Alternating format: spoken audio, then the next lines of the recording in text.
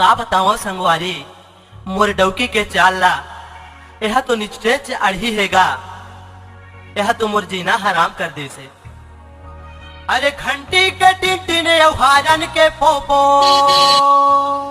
पोपो पोपो पोपो घंटी के टिंटिन हारन के पोपो अड़ही मोर डौकी निचट हावे फोको मैं नहीं राखो गौ की दूसर नाम डौकी डांगर वाले राम हरि पुन काम होए अन्ना माया डांगर वाले राम हरि पुन काम होए अन्ना माया घंटी के टिंटिन हारन के पोपो घंटी के टिंटिन हारन के पोपो अड़ही मोर डौकी निचट हावे फोको मैं नहीं राखो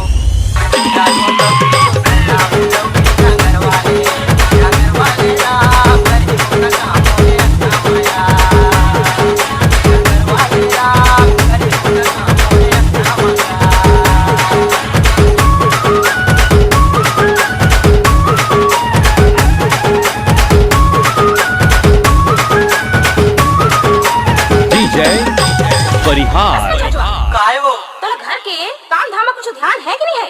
बिहान होगी अंगना द्वार में झाड़ू तक नहीं लगी है। अब तय का करबे? तो राखी अब फूट गई है का? महसूते हो दिखाई नहीं पड़ी। हाय रे तय तो मोला मार डाल रही है का वो। हे भगवान डौकी हा आराम से सूते और डौका हा घर के काम धाम ला करे। अरे उठ के भी हनिया मैं खाना पका लो उठ के भी हनिया मैं खाना पका लो खाना पका के डौकी रखवा लो उठ के भी हनिया मैं खाना पका लो खाना पका के डौकी रखवा लो अंगना दूरा मैं झाड़ू लगा थोड़े नहीं राखो मैं नहीं राखो डौकी डांगर वाले